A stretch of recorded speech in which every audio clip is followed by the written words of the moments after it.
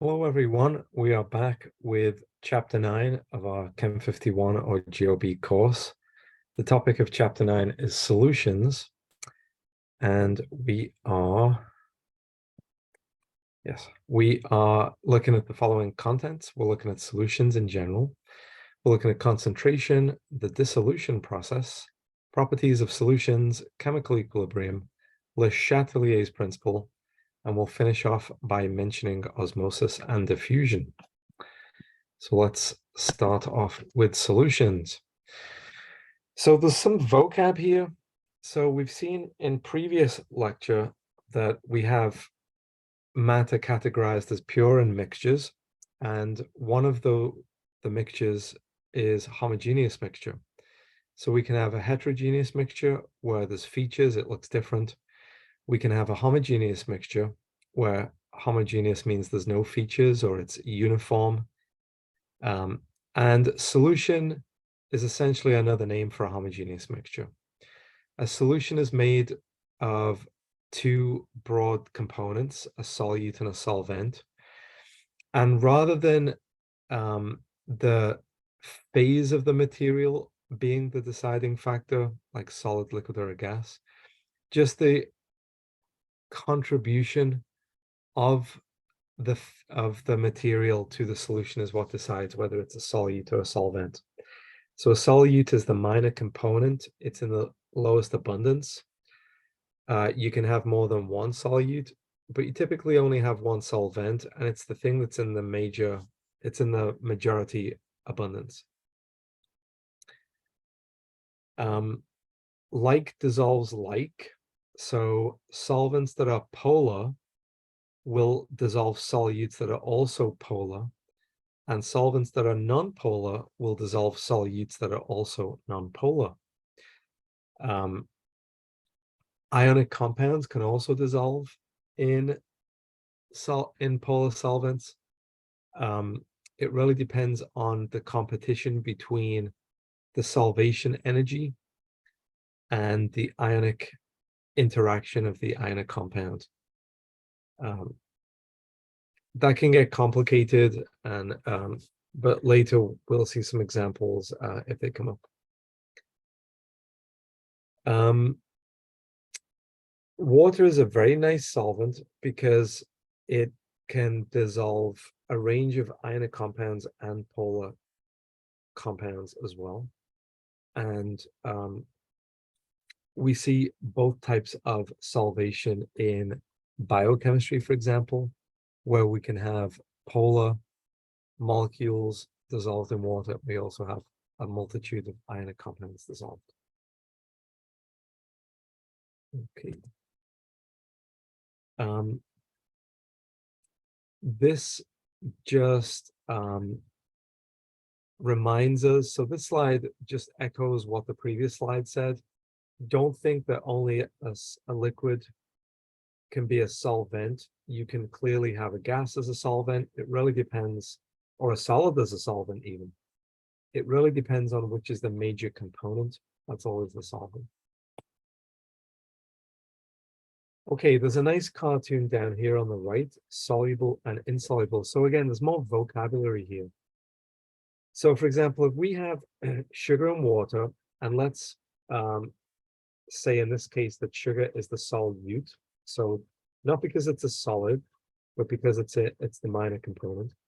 Water here would be the solvent. We add them together, the sugar will dissolve because it's a polar compound, and like dissolves like, so the polar nature of water and the polar nature of sugar, they are both like polarity, so they'll dissolve, they'll form a homogeneous mixture. That means that the sugar is soluble in water. If you form a homogeneous mixture, the solute is therefore soluble in the solvent, and we form a solution. On the other hand, if we have something like olive oil we know won't mix with water. It will float on top. This would be a heterogeneous mixture because we have a feature. We can clearly see the phase boundary between the oily liquid and the watery liquid. And we say that olive oil is insoluble in water, or it's an insoluble liquid, we can then refine what we mean or give more descriptive language. We can talk about miscible and immiscible. So miscible and immiscible are vocabulary words reserved for liquid systems only. So you would typically say a solid is insoluble in a liquid, but you would say that two liquids that don't mix are immiscible. So it's a preferential vocab used for liquid systems. We have other vocab down here, electrolytes. An electrolyte essentially is an ion. So Gatorade, for example, typically has potassium ions dissolved in it. So that would be an electrolyte. You can also call it an isotonic drink. Strong electrolytes dissociate completely into their free ions. So for example, if you take potassium iodide, dissolve it in water, it will completely dissociate into potassium ions and iodide ions. So therefore, potassium iodide is a strong electrolyte. If you take something like if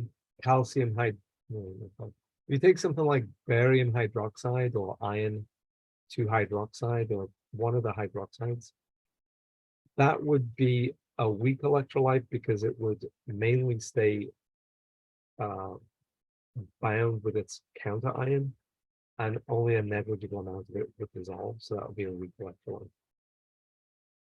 Non-electrolytes are incapable of dissociation. So they would be, for example, covalent compounds. So something like sugar, ethanol, anything that's a covalent compound that doesn't separate into ions, period, that would be a non-electrolyte.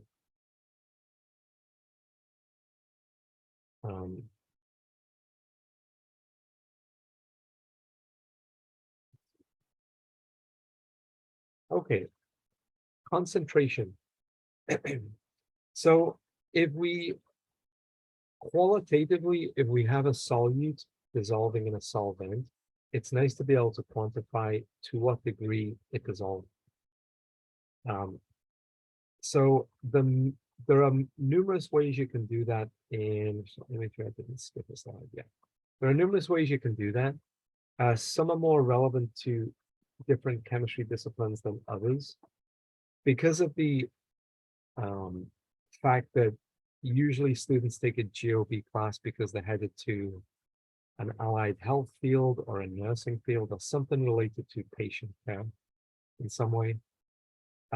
We have more patient care relevant forms of concentration pop up that you might not see in a non-health related field of chemistry.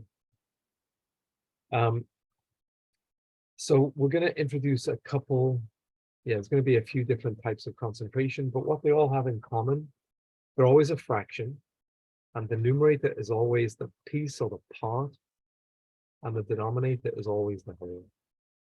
And then you can either phrase it as a percentage or not. So here, for example, we have percent mass over mass, where the first mass is the numerator mass, or the mass of the solute. The rightmost m mass is the denominator, or the mass of the solution. And then the percentage means we just scale by 100 at the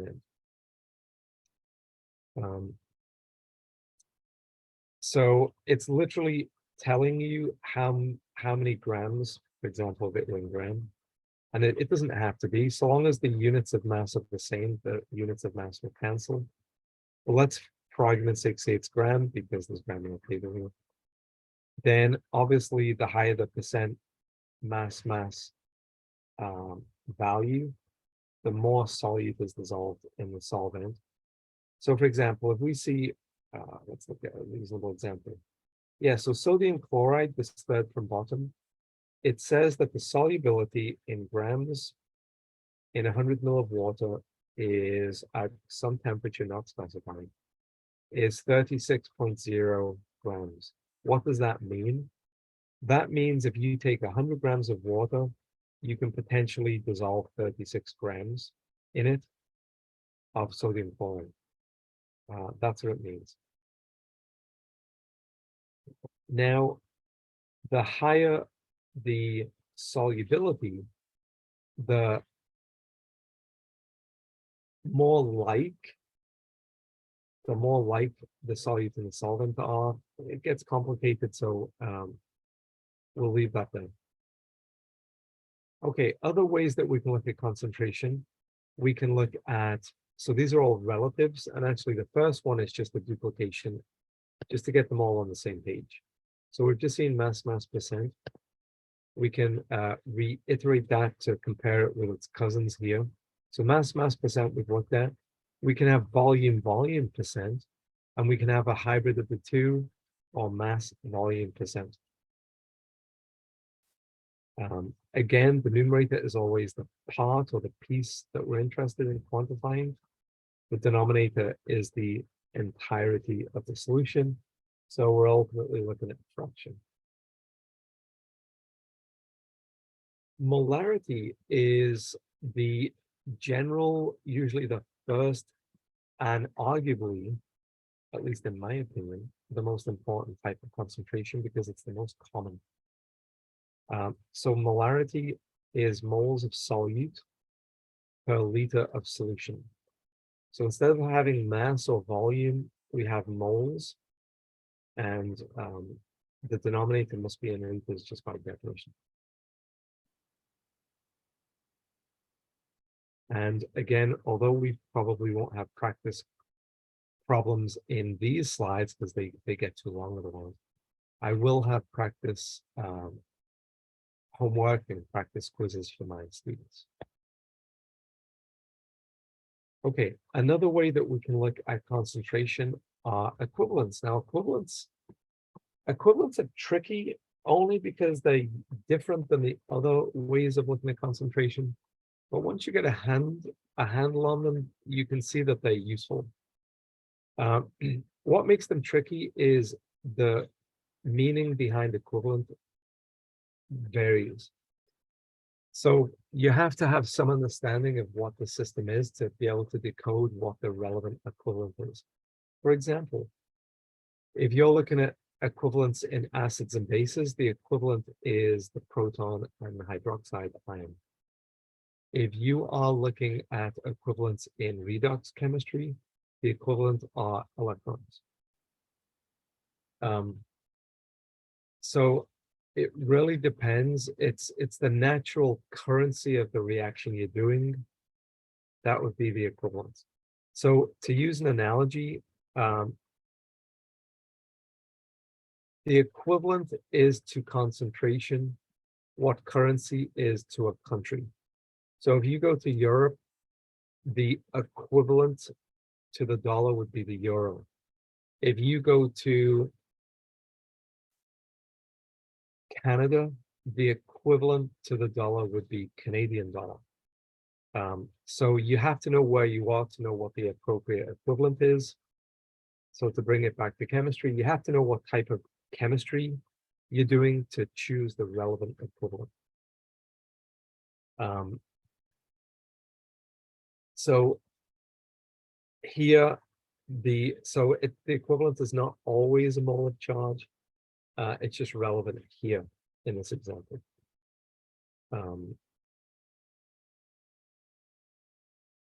Okay. I don't anticipate, other than just making you aware of it, I don't anticipate spending too much time, at least in my GOB class, looking at equivalents. But you definitely should be aware of it. The nice thing about equivalents is, at least in acid-base chemistry, where you'd most likely find them, equivalents of acids and bases are always by definition one-to-one. So it can simplify calculations. But it's definitely a more old-fashioned way of looking at concentration. Okay, let's have a look at the dissolution process. So this is just another word for the dissolving process. So if you look at the cartoon here, we have a solvent and we have a solute. And I'm going to use my hands. Let me see if I'm actually on the camera. Yeah. Once again, I'm at the beach.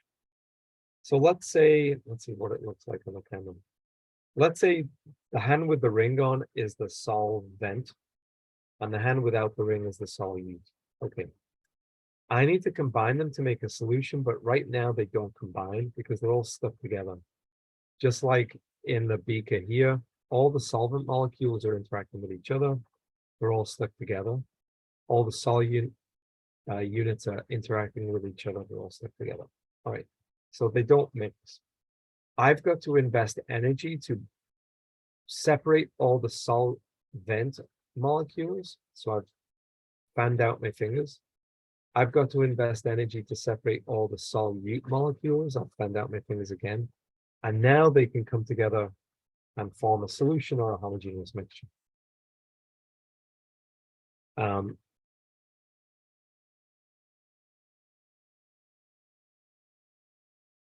Okay, so here we've got some language. Solvation, the process by which solute particles are surrounded by solvent molecules.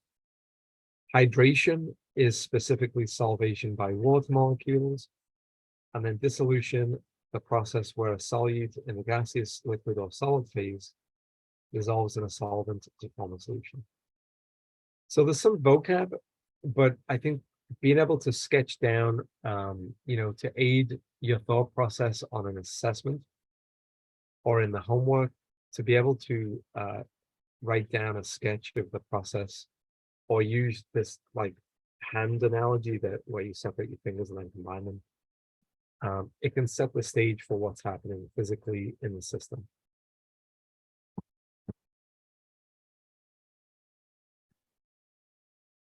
Okay.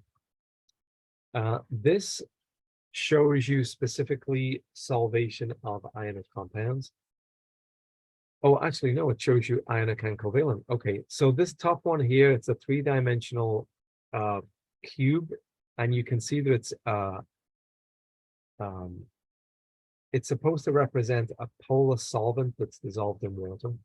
So if you were to, for example, drop sugar molecules in water, like a sugar cube, sugar is a polar molecule. It is covalent, so it is not an electrolyte, it's a non-electrolyte. So how might this dissolve? Well, it's going to be solvated by water, so this is hydration that we've just seen on the previous slide. So you can see these red spheres are oxygens. You can see that the white spheres are hydrogens. So these funny looking, they almost look like teddy bears' heads. These are water molecules. And we know that when you solvate, oh, it's fireworks going on. Okay, sorry, I got distracted by fireworks. On the beach. So you can see that when water is solvating, it can either surround a structure that is a region of low electron density. This would be a region of high electron density, right? So let's imagine for this picture here, that green circle is a region of high electron density. So let's say it's got a delta negative charge. So not an anion, not a negative charge, but just a region of high electron density. So a delta, a partial negative charge. Well, partial negatives attract partial positives. So you can see the partially positively charged hydrogens are orienting themselves around the delta negative green sphere because opposite partial charges attract. Okay, so in this example, we would assume this is, we would assume that these green spheres are regions of high electron density, which are being oriented, which are directing the orientation of the water molecules during solvation. If we look at, for example, this cube, you can see by the labels, this is an ionic compound. So we've got the cations with a positive charge, the anions with a negative charge. As water solvates this, it can pick up, just by changing its orientation, it can either direct its partially positive hydrogen atoms around true anions. So here we see a definite negative charge, not just an accumulation of electron density. So we can see that it's orienting the hydrogen end of the water molecule. Conversely, if we have the cation, the water molecules can rotate, and now you have preferential orientation of the electron rich oxygen atoms in the water molecule. Okay, some properties of solutions. So other than things like boiling point, melting point, when you actually form a solution, the process of mixing the solute into the solvent, the presence of the solute can finely adjust the properties of the solvent. Again, the presence of the solute in a homogeneous solution can fine-tune the properties of the solvent.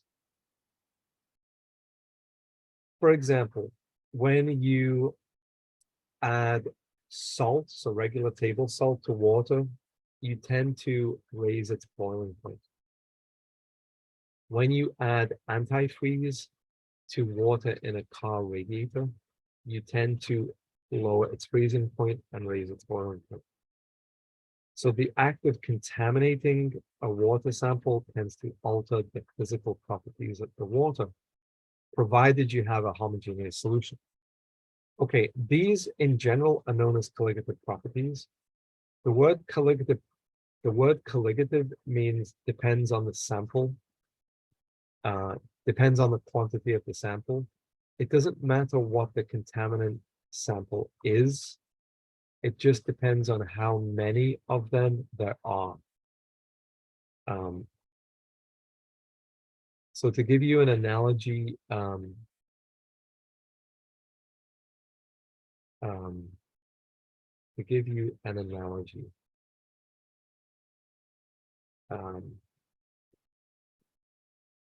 actually, I can't think of I can think of silly analogies, but they're so silly they're kind of distracting. So I'll just repeat the definition of colligative. A colligative property is a property of altering solvent's physical properties by adding a contaminant, and the size of the colligative property only depends on the quantity of the contaminant, not on the nature of the contaminant. Okay, so for example, vapor pressure reduction is a colligative property. Boiling point elevation is a colligative property of water. These are all of water. Freezing point depression is a colligative property. And osmosis, which is not written here, for reasons. I think it's on another slide. Osmosis is a colligative property. Now, let's look at this vapor pressure reduction. Vapor pressure reduction is a very important colligative property because it actually causes the other two listed here. So because of vapor pressure reduction, it generates boiling point elevation and freezing point depression in water. So I'm speaking only for water right now. Okay, it's not easy to explain how this works, and it's certainly not easy on a video when there's no opportunity to ask, does everyone understand? But let's try and understand the best we can on a video. So here on this graph, we have plotted chemical potential on the y-axis with the symbol mu. And on the x-axis, we have temperature. Okay, if we look initially at the green slope for a solid, so the three phases, we've got the green slope for a solid, which has a certain gradient. We've got a steeper gradient or steeper slope for a pure liquid in blue. And then steepest of all, we have the steepest slope or gradient for a vapor. Here spelled with a U because this slide obviously came from England, where they spell vapor with a U. In the US, we spell vapor without the U. Okay, so what is chemical potential? Well, it doesn't really matter to us what it is, but chemical potential is proportional to chemical potential is proportional to negative entropy. And it really doesn't matter to us in this course what entropy is, and it's probably a bit past this course to really dig into what entropy is. But let's try and make this digestible as best we can. Okay, you can think of a solid, liquid, and a gas. A gas is more complicated, more chaotic, because the molecules are moving according to kinetic molecular theory. A liquid is less chaotic. The molecules are moving, but they're closer together. Solid is the least chaotic because the molecules are just vibrating in place. So if you go from the green solid line here to the blue pure liquid line to the purple, I think it's purple, vapor line, we increase our chaotic motion. Our ability to describe what's happening gets longer. It gets harder because there's more to describe. Okay.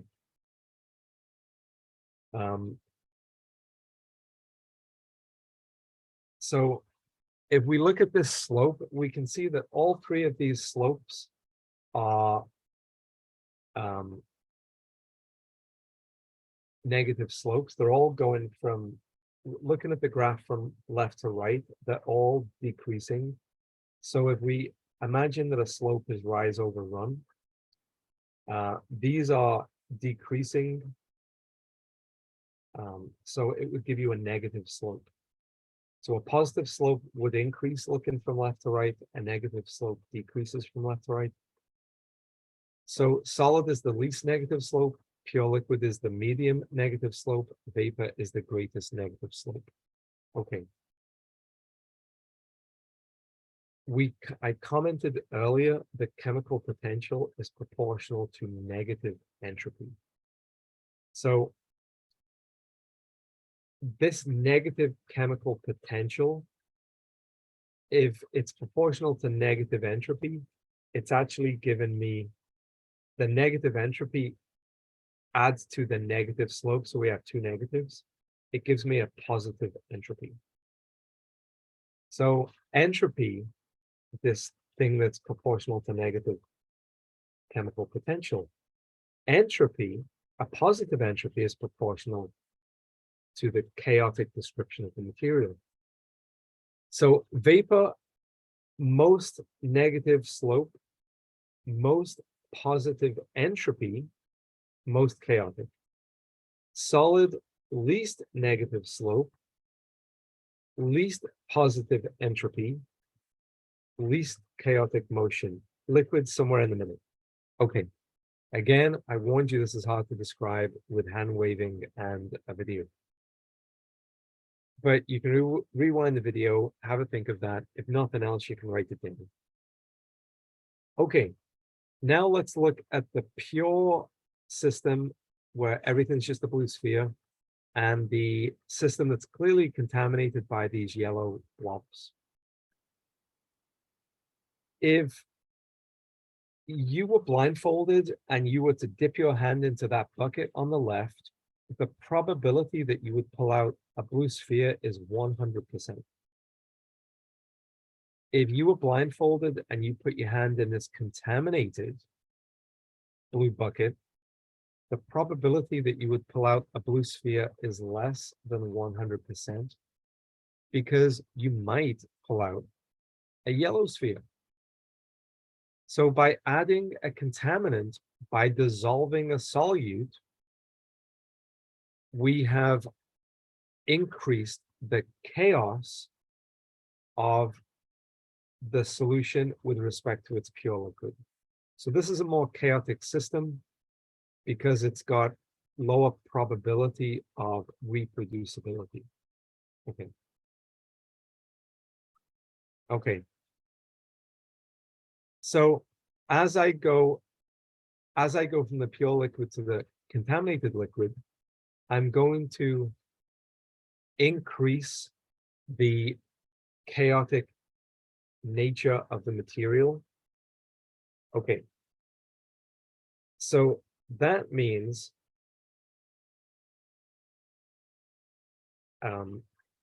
because it's chaotic, any further change in chaos is going to be reduced. So there's a law of thermodynamics called the second law of thermodynamics. And it basically promotes changes that increase chaos. So to go from a pure liquid, which is the least chaotic of these two options, to a gas or a vapor, that's greater change in disorder or chaos than going from something that's already more chaotic to the same level of chaos. So it's almost like the contaminated sample has a head start and has less chaos to go to reach the gaseous state. Less change in chaos is promoted less. Less promotion results in lower vapor, and this is the origin of this vapor pressure reduction, which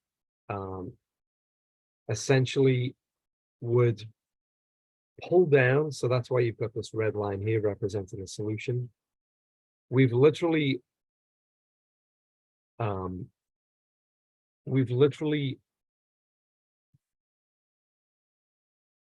lowered the change in entropy, but entropy is proportional to chemical potential. So we've lowered the chemical potential. Now, in doing that, we've now struck, look where the phases intercept. Rather than the liquid phase, so I'm hovering over the point I want you to look at. Rather than the pure liquid intercepting the vapor phase at that point and giving us a boiling point, it now intercepts at this point on the right, giving us a different and elevated boiling point. Conversely, rather than the pure liquid and the solid phase interacting at that point, the freezing point, if you're going right to left, or the melting point if you're going left to right, we've shifted down to this point now, which, as you can see, is at a lower temperature or a lower freezing point. Okay, rewatch that several times. It's definitely challenging to explain it to a computer, probably equally challenging to hear it on a computer, but my students are very welcome to come to office hours if they have a question. And this diagram on the right just repeats the same information, but using different axes. Okay, we're almost done. This is definitely being a heavy lifting video, heavy to watch. Okay, chemical equilibrium. When we perform a chemical reaction, so let's go from the left here. We've got reaction rate with time. So let's say we are gonna start with HI, and we're gonna decompose this to give H2 and I2. Actually, if I actually read the slide properly, it says forward reactions up here. Okay, so, and if I read even more, I can see it's right here. Okay, so the reaction is hydrogen and iodine to give 2HI. Okay, so the concentration of the reactants is going to decrease. Oh, actually, no, this is reaction rate. Never mind. The axis here is rate. So the slope here is changing with time as the reactants run out. So we've got 100% of our reactants. The rate is quick initially, but then as the reactants are consumed, there's fewer and fewer reactants to react. So the rate slows down. Now it's reversible. That's what the reversed arrows mean. So reactants can make product, but the product can also decay into reactants. And so you've got this slushing back and forth going on. And eventually these two processes, the forward reaction, which would be this curve, and the reverse reaction, which would be this curve, they meet at an equilibrium point, literally an equilibrium point.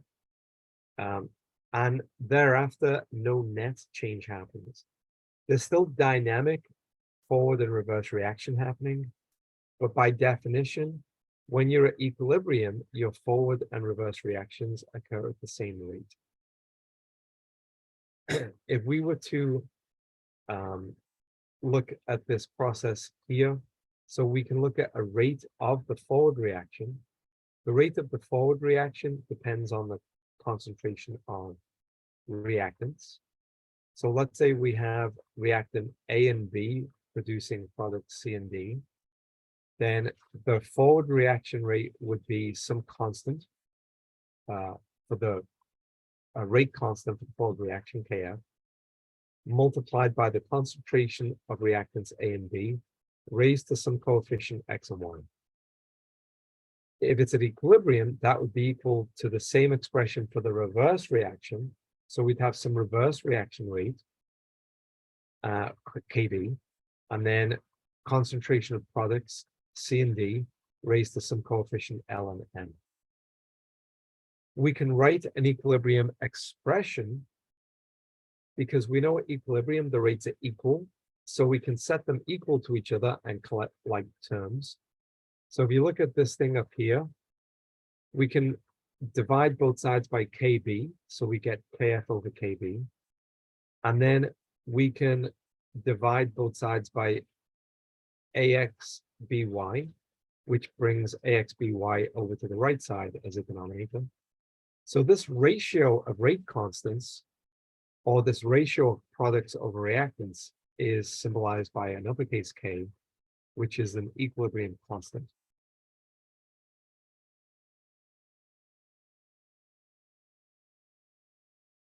The equilibrium constant is useful because it will allow us to understand Le Chatelier's principle. And in the next chapter, we'll see that Le Chatelier's principle is the mechanism by which buffers work, which are going to be important in a GOB class. Briefly here, buffers are a type of chemical that will resist a pH change, and they operate via Le Chatelier's principle. Okay, so in a sentence, Le Chatelier's principle says the following. If a stress is placed on a system at equilibrium to adjust it out of a state of equilibrium, then the system will respond to oppose the stress and return to its original equilibrium, provided the temperature is fixed. So that is definitely a mouthful, not incredibly user-friendly. But by looking at some examples, hopefully it'll be a little bit more user-friendly. Let's say we have a system here at equilibrium. So 2A plus B to give C plus 4D. Let's say the stress here is we've increased, the red arrow going up means we've increased the concentration of reactant, square brackets means concentration. So I'm going to take a system at equilibrium, I'm going to increase the concentration of reactant. That means that the reactant concentrations go up. Now, where are the reactants in our equilibrium expression? The reactants are the denominator, right? So I've increased my denominator, which means my equilibrium constant K has gone down. I've decreased my equilibrium constant. The system is going to oppose that, and whereas the rates forward and reverse were initially equal, I'm now going to oppose that change and alter the relative rates of the reactants forward and backwards. So you added reactant, I'm going to reduce the reactant. How do I do that? I make product. So equilibrium is going to shift right, produce product, And as you recall from the previous slide, product is numerator. So instead of now being a denominator heavy fraction, I increase numerator again until I return to the same K value. Conversely, if I were to reduce the products, if that was the change I made, I would lower the numerator, and therefore it would have a similar effect. Either I raise the denominator or I lower the numerator. It's going to decrease the size of K. So I'm going to shift right to return it. So that's what this arrow moving right is.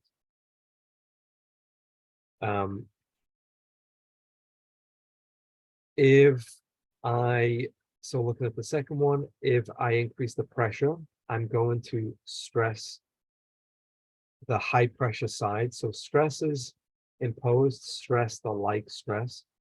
So adding reactant stresses the reactants. Removing product stresses the products. Raising the pressure stresses the high pressure side. So we have 2 moles of gas, what indicated here in green. We have 2 moles of gas on the reactant side, 5 moles of gas on the product side. 5 moles of gas is going to have a higher pressure than 2 moles of gas because the number 5 is bigger than the number 2. So when I raise the pressure, I preferentially stress the products. So it's going to shift left to consume product, increase the rate of the reverse reaction, and generate more reactant to return the equilibrium constant. So this resisting change, this is the essence of how buffers work. They resist pH change. Adding a constant volume, so if you just add an inert gas, it will stress everything out equally, and therefore there'll be no net change, provided we have initial, provided there's no difference in the moles of gas, there'll be no net change. So again, chemical equilibrium is a challenging subject, certainly in a GOB class. We just want to introduce the essence of it here, but you would discuss Le Chatelier's principle and equilibrium properly in a more advanced class like a general chemistry class. Okay, and the final slide, osmosis is the 4th type of colligative property in water. Osmosis is the motion of solvent molecules through a semi-permeable membrane from a region of low solute concentration to a region of high solute concentration. And it's completely analogous to the pressure of a gas. So osmotic pressure, pi, is just the pressure. Molarity, capital M, is just moles per liter. So it's moles per unit volume. R is the ideal gas constant, and T is temperature. So when we look at gases, the equation PV-nRT is essentially mimicking the osmotic pressure. Pi is MRT. The factor I is something called the Van't Hoff factor, and it quantifies the number of contaminants dissolved. So for example, if you have a non-electrolyte that won't dissociate, I is 1 because there's 1 contaminant.